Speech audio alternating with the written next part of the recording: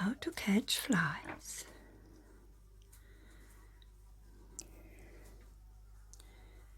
On average, Samaya catches 2-3 flies a day and eats them. Relentless.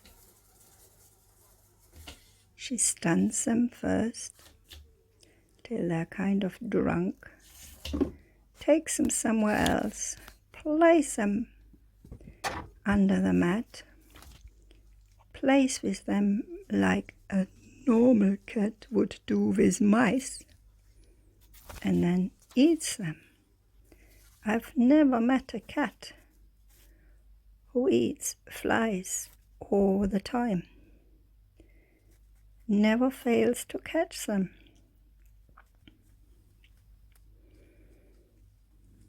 Very independent. Not the mouser, but the flyer. Yummy.